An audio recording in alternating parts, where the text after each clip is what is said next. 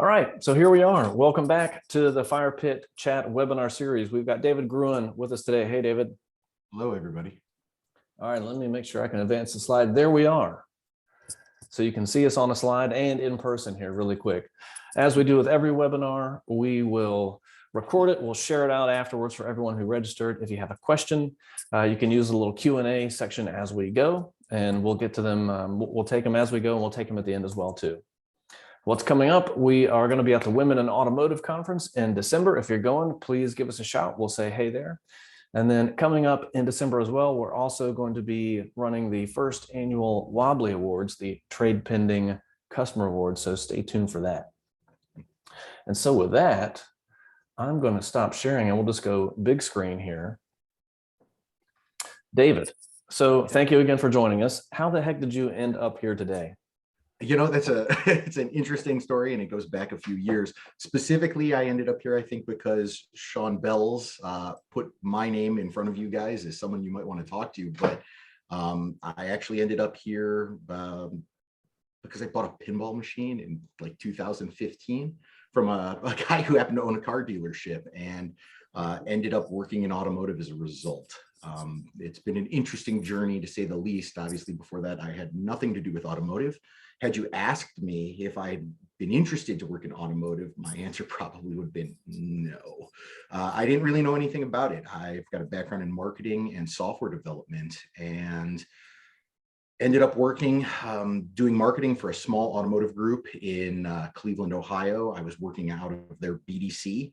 I experienced a lot of interesting things. I saw a lot of opportunity to move the needle, solve problems, save money specifically, and had some really great results. And then as a direct result of that, one of the general manager of the store actually found another opportunity. He moved on. The sales manager of the store at the time, he was let go, and I was asked to go run the store, which I to this day still don't quite understand. I've never desked a deal, I've never sold a car, but I was the general manager of a Kia dealership in the greater Cleveland area. And I ran it like a software development company. It's what I understood, right? We had a bug tracker I put in place. I got rid of repetitive all hands meetings and just tried to solve problems, identify and solve problems, optimize what we were doing from a process and a workflow perspective. And don't get me wrong, the store was a top performer when I had gotten there originally. I mean, number one in their region, certainly always number one in the district at the time. But in the year that I was managing the store, again, with a really great general sales manager working side by side with me, we moved the needle on that store to the point where we were the 10th largest Kia dealership in the United States by volume at the end of the year. And from there, I just kind of took it to try and help other dealers. It's what I'm doing now with my business partner, Chris. He and I are just trying to enlighten dealers on how to optimize their ad spends, how to get the best results by inspecting their data and figuring out exactly where to put that money to get the best possible result. Wonderful. That's a great segue there. So things have been a little bit bonkers lately. Where are you seeing dealers allocate marketing spend, or where are you counseling them to say like, hey, shift from here to here, or give us the sense of what's changing and what you're coaching people to change? So, you know, in regard to what's going on in the market right now, you've got a massive inventory issue, both new and I have not heard that yet. Right.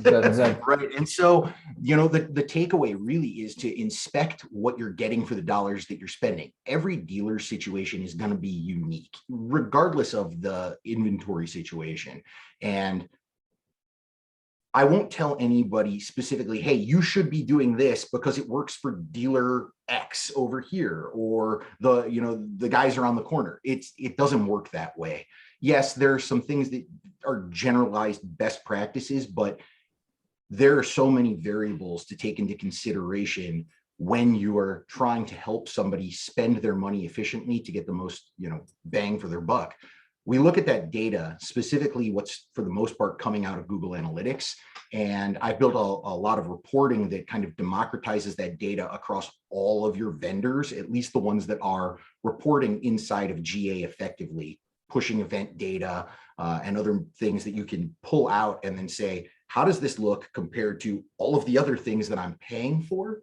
And then use that against your CRM data to figure out what actually is converting, where are your sales coming from, where are your opportunities dropping off, what's the cause of the drop off. I've seen things, all across the board. Great results from an opportunity and engagement perspective digitally, leads coming into the CRM, but sales aren't happening.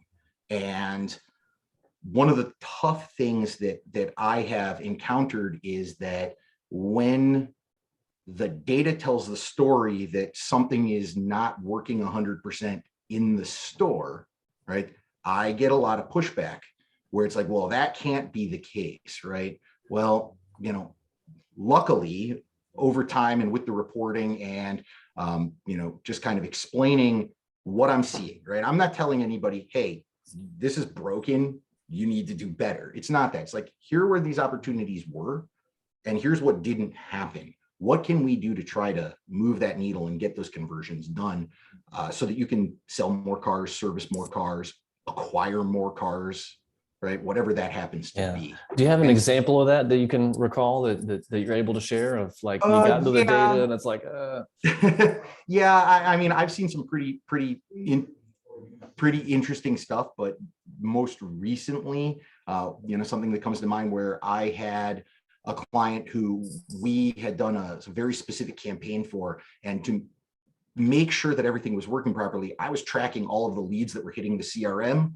into a Google sheet that I was keeping, so like in an automated way. And the sentiment from the dealership was, we're hardly getting any leads, and the leads that we're getting are garbage. And well, that hurts my soul, right? As a person who does marketing, who holds himself out to know what he's doing and want to get somebody the results like that, that was really troubling. And I started looking into what was going on there, and I got involved with their CRM provider. I needed some additional information because when I started looking through the lead delivery logs in their CRM, I'm like, well, all of these leads were sent here. Why aren't they still in the CRM? And lo and behold, we saw that an employee who happened to be working in their business development center was deleting my leads, but not just my leads, on average about 390 some of them a month, for as far back as the provider could tell me, which was about 4 months. And nobody knew at the store. They didn't know that it was going on. And then we also didn't, we looked into why the leads weren't converting. And it's interesting to note that, the store's process at the time was, we worked this lead for 3 days. If we don't get a hold of anybody, well, we'll just wait for the next lead and move on. Well, that doesn't exactly work. I have access to other data through other providers. One of them is an urban science product called Traffic View, which they get all the RDR data from manufacturers, and you can look at the RDR data against your leads in the CRM and see, did these people buy from you? Did they buy from another on-make store in your area? Did they defect to another brand entirely? And what we kept seeing was the leads were coming in. Day 3, they stopped getting worked. Other on-brand stores in the area were converting those leads between days 8 and 14. And what we ultimately determined was that the store just needed to shore up the process to keep working the leads. And lo and behold, all of these conversions start happening. And so it's end to end. Marketing doesn't solve all problems, right? One of the first things I was asked when I got hired into automotive after, the spiel, right? Here's what I can do for you. I was asked, how many more cars are you going to sell us? And my simple answer at the time, and the same answer I give everybody now, it's 0. I don't sell cars. I help create opportunity and engagement. What you do with that is entirely up to you in the store. I can inspect and I can give you ideas and suggestions based on now, a few years of experience optimizing a store to get better solutions, but I can't sell the car for you. Wish I could. That'd be a great business, right? Yeah. So, That's a good transition. So you mentioned, working with the provider to understand what the heck was happening. And something we've talked about is just being able to hold your vendors accountable in a very positive way. And so talk us through how you help your clients do that and what they should be like if they're going to go out and try to do this themselves. What questions should they be thinking about asking their providers? Because there's a shit ton of providers now in automotive. There really are. there are, and the thing of it is, everybody will ask me like, what are the questions to ask? Well, the first question you need to ask yourself is, what are the metrics that matter to you at your store, right? The number one thing I see is you get a report from a vendor, and that report is designed to make the vendor look good. Here are the metrics that the vendor wants you to care about in order to say, keep paying me. Well, does that metric make sense or matter to you in the store, right? Like I love the metric of how many total VDPs has somebody delivered to my website. Okay, that's cool. That number is useful, but if I don't know how much engagement I got on that VDP as a result of any one provider, right, or source of traffic, that number really is meaningless, right? I want to be able to drill down and say, if you sent me the traffic, what did that traffic do for me? Tell me that. That's step number one. And then again, holding your vendors accountable, and I can show you if you want to see it, but I've created, again, like I said, that reporting that takes all of the data that exists inside of your dealership's Google Analytics account, right? That unless you know exactly how to drill in and look at it, it doesn't present itself in a way that makes a ton of sense from a distillation point of view. I can show a dealer based on where the traffic is coming from, what the engagements look like on a per page level. So down to like the VDP, traffic came in from paid or search or social or organic or direct traffic or referral. And when they hit that page, here are the engagements that took place. So let's use TradePending because I like you guys, right? How many snap interactions took place? What were those interactions? And more important to that, I'm breaking those things down by day of the week and time of day. Something that I haven't seen in any other reporting. And the reason that I do that is because as someone who ran a store, it was important for me to know when opportunity was showing up so that I had the right amount of people to handle it. Because one of the things that I see time and time again is lead comes in, nobody touches it for however long. And if you think you're the only person who got that lead, you are mistaken. And just like we all hear, time kills all deals. Well, time kills all leads too. And automated responses and AI like Conversica, it's a great tool, but it doesn't replace the initial human interaction as fast as possible in order to cultivate that opportunity. So that's, yeah. If you've got one of those dashboards pulled up and handy, let's take a quick peek at it here just for a couple of minutes, because sure. I certainly found a ton of value in having you show that to us. Give me 1 second. This should work. Yeah. Okay. Can you see my screen? Sure can. So this is a report for a dealer. The data is about a month old now. They were just involved in a buy sell. And as a direct result, some contracts haven't been re-inked and some paid searches ended, and it's kind of in limbo. And we're working through that with them right now with the new ownership. But this is one of those reports. And again, I'm breaking things down by the vendor, by the engagement type, by day of week. This happens to be the TradePending conversion report that I put together. And again, it's pulling directly out of Google Analytics. This is Google Data Studio. If you've got somebody who is familiar with these tools, there's no like proprietary anything here. You could put this together yourself if you want to learn how to use Google Data Studio. If you don't, I can help you. There are people out there that will love to show you what's going on, right? Based on where your leads are coming from, organic, paid search, direct, social, TradePending, what are they doing? How many are being submitted? And then again, broken down by day of the week and time of day. And this is TradePending, but the exact same report breaks down exactly what's happening on Double Goose Virtual Retailing for this particular dealership, Or conversely, at another dealership, their trade pending results, and they've recently done a massive social campaign, which has yielded unbelievable results in terms of those trade pending conversions, the things that matter, versus their AutoFi, which again, just a different virtual retailing provider, but looking at it relative to Gubagoo, the data presents the same way. It's very easy to hold a vendor accountable when everybody gets plugged into the same reporting. And so you can see what's successful and was the spend worthwhile. And that's just one of the things that we break down. Yeah, that's fantastic. Yeah, thanks for showing us that.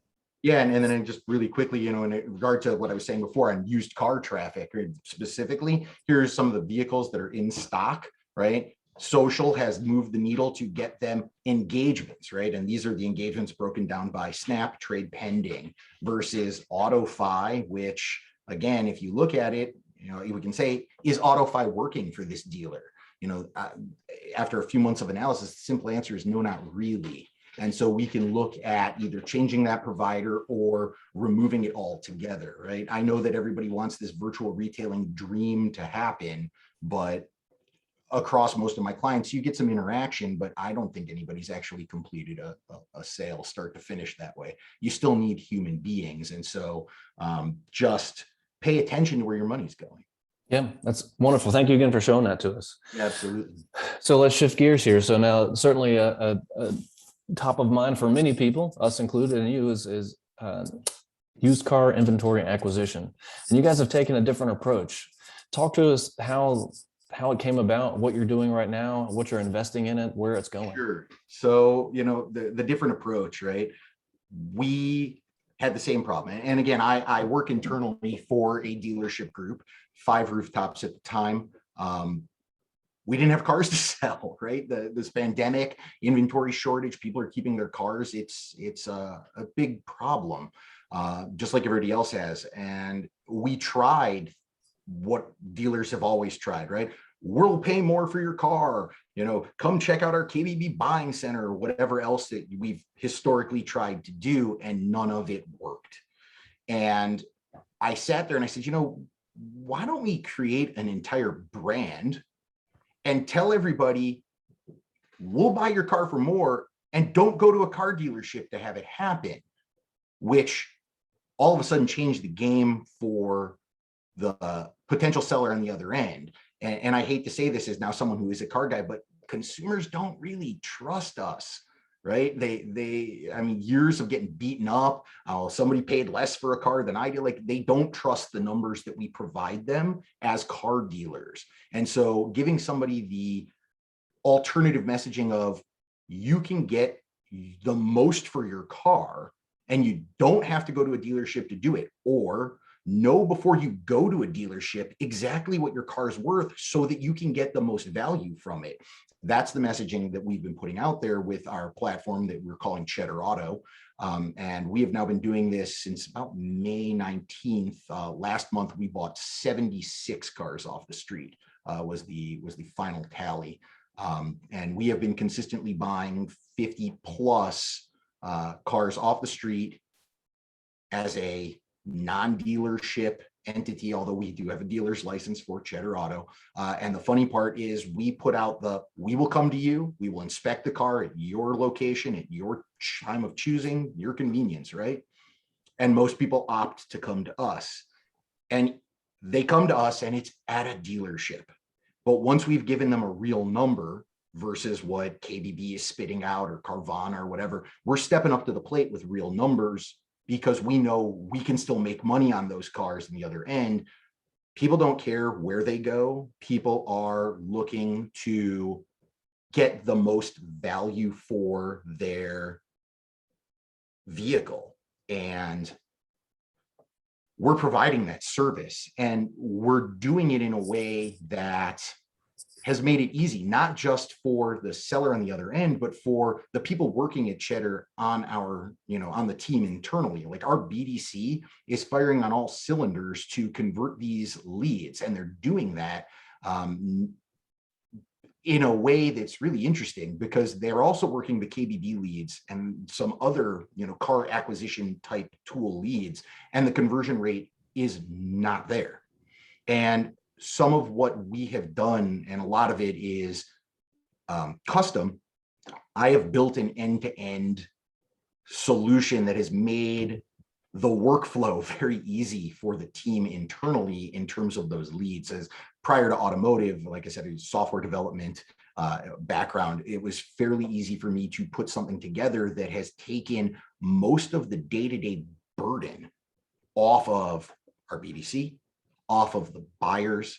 It's just, I'm at the point now, it's like, okay, you want to sell us your car? Fantastic. Let me just fill in 6 fields, drag this over here, boom, paperwork is generated, sign here, let me go get you your check. I mean, it's pretty much that simple, and I have automated workflow in order to ensure we're getting the maximum level of communication and engagement with the people who've sent the leads into us, through text, through scheduling of appointments, through automated appointment follow-up with text to speech, similar to the way doctors' offices are doing it. Like, again, like best of breed across all verticals that move the needle to generate engagement, and have tried to just slam them together to make this system work. And I'm not positive of the exact number, but I know that last month, I think we bought 76 total cars. A few of them were bleed over into deals, purchases that closed at the beginning of this month.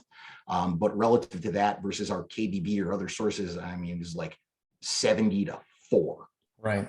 Like the disparity is astronomical. And again, the same people are working those leads that are working our Cheddar Auto leads. So again, messaging and data optimization and workflow optimization. One of the things that I'm really focused in on, and my reporting data, it's probably beyond overkill for the average person, but I am tracking where these car leads are coming from down to the county, by the zip code, what we're converting on, what the average offer is for those cars, average mileage on those types of cars, and then what our disposition is on those vehicles on the other end. So we're doing our own wholesaling of cars, and then we internally wholesale cars to our retail stores. On the cars that we send straight to auction, we are tracking like a $1,300 gross average per unit on just the stuff that we don't want to deal with. Now, there are probably cars in that mix we could turn around retail and make more on, but that's just, we don't have the for whatever reason, we're selling them at auction, and we're doing really well on that. Yeah. What kind of investment does this take on a monthly basis to spread that message far and wide? And where are you seeing success in terms of those marketing channels? So we are spending approximately $30,000 a month to market, to consistently buy about 60 cars a month. Last month was the first month we cracked 70. So about $30,000 a month in marketing, and we are doing some paid search, we're doing some social, and we're doing a significant amount of traditional radio. And it's funny because one of the things when I first got hired into this business, a general manager I worked for said to me, he goes, "Listen, Dave, based on what I'm seeing, if you tell me to go all digital, we'll go all digital, we'll shut the traditional off." And it was like, whoa, no, these things work together, right? The traditional message is about reach and frequency, and it reinforces the message that you put directly in front of somebody utilizing tools like social media based advertising, right? And lookalike audiences from all of the things that we have, all the data that we've gathered internally before on who we're selling, what we're buying, we can find those people. But the reach and frequency together with that digital marketing has moved the needle. Now, we're not exactly in a major metropolitan area, although we've just started expanding out into the greater Cleveland, Ohio market. And we're going to have to make some adjustments and make some changes to how we do things, because the cost to market in Cleveland is like 5 times what it costs to market where we are. So we've just got to be a little bit more agile on how we spend that money and where we spend it. Got it. It sounds like there has been some custom development that you've done, but fundamentally, is there anything that would prevent any dealer from adopting a similar approach to No, having their own buying center. absolutely not. And the funny thing is, like, I haven't created some sort of magic, right? There's nothing that a dealer couldn't theoretically do on their own, in so much as that there is a stakeholder involved that is inspecting what they expect to get and doing that every single day. That's generally where I see from every dealership I've ever been involved with, where the majority of the lost opportunity comes from. Somebody assumes that somebody is handling it and nobody's actually handling it, and then nothing happens, and then the sentiment becomes, this isn't working. And when it comes time to chop to save money, whatever that was, whether it might have worked or not, is the first thing to go. So what I would tell you is, if you're already approaching the concept of, let's acquire cars off the street so we don't have to buy stuff at auction, pay transport fees, pay, auction fees, whatever else, that create the process as to how you think this is going to go for you before you start marketing, before you start doing anything else. And then as you begin to dabble with the spend, keep track of what's actually happening and use the information that's in front of you to optimize constantly, right? $30,000 a month where we are currently marketing is not a ton of money relative to the ROI we're seeing on the cars that we're getting. So, just make sure that you're watching the path of the data, right? And I say this a lot, like, data tells a story, right? And just make sure you're reading the book. Yeah. All right. We have a question here coming in that I want to handle. So Dave, how do you handle the process and the B2C calling and following up these intenders in the market? Like, give us a little more insight into that process there. Sure. So, the people that are interacting with us, they're clearly interested in selling their car. And the first thing that we do when the lead comes into the system that I put together, and again, we're not using our automotive dealership CRM for this. It's standalone and it's highly customized. I'm sending out automated instant messaging, and when we get an offer, there's a couple of pieces involved, right? Here's the number we gave you, and here's what the car could theoretically be worth paying, max value. And so I'm sending out automated messaging that's saying, hey, this is so-and-so at Cheddar Auto. We're interested in, your car and vehicles just like it. Click here to schedule an appointment with us to get your car inspected, because it might be worth up to this much more. Don't miss out on that opportunity. We reinforce that then in the BDC with a follow-up phone call to try and, again, engage with everybody to set that appointment. And so the concept here is just to never stop, right? And it's like, this person engaged with you for a reason. Maybe they were window shopping today for a price on their car, but who knows? Their situation might change 4, 5, 6 months down the road. And I'm pretty positive this inventory issue isn't going away for a while. So we need to not do what I've seen other dealers do. It's like, dead lead, not worry about it. Just keep on it. Are you building in like a sales cadence or sales automation system, or using one so it's like, hey, circle back with all these cold leads? Okay. Yes. And right now, I think we have, at the moment, we have a workflow that is 60 or 90 days out in terms of all of these individual pieces, parts, communications to go out. Some of it is automated, some of it is automated calling, some of it is manual calling. Actual people in our business development center are doing that work. 90. John Torres is messaging. It's 90 days. He works as the manager in our business development center. Hi, John. All right, we got time for one more question. So they're saying, I've been developing something identical to what you described with Cheddar Auto for my local dealer group. We've had a hurdle with certain clients that want fully remote paperwork. Do you guys always bring the customer into the dealership to complete the purchase? What's been your experience with customer desires versus a fully remote selling experience? So we have not had any pushback on a fully remote selling experience to the extent where it blew up a deal. We try to get people to come to us because it's more convenient. If they don't want to, we will go within reason but nothing is, I mean, the paperwork process, like we have to have everything ready to go because we're printing out that paperwork before we leave. We will buy cars from people's chosen location. We've done it. But it's few and far between, actually. For the same thing that's interesting, because we'll send an inspector wherever somebody wants us to send them. And the take rate on that is actually far lower than I ever would have imagined it being, considering the marketing message of, hey, let's make this as convenient as possible for you.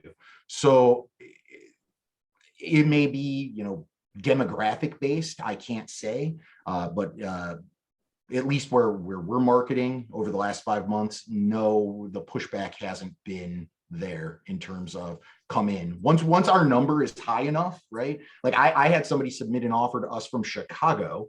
Our number was $2,500 better than anything he was being shown by a dealer. He was like, I will drive my car to you from Chicago.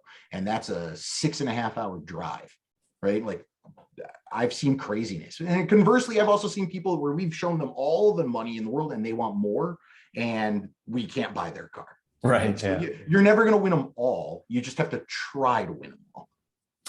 Wonderful. Well, Dave, we are out of time here. So we'll take it away with a couple reminders. So you've made it this far. Thank you. You can go to that bit.ly. We will send you your very own TradePending Wobbly Bird mascot. If you don't have That's one, the parting gift. David, do you have one? I don't. All right, it's coming your way. So we got that. We've got the new LED neon sign up there behind us as well. Thank you guys for attending, everybody. And David, thank you again for your time, and we'll see you on the next one.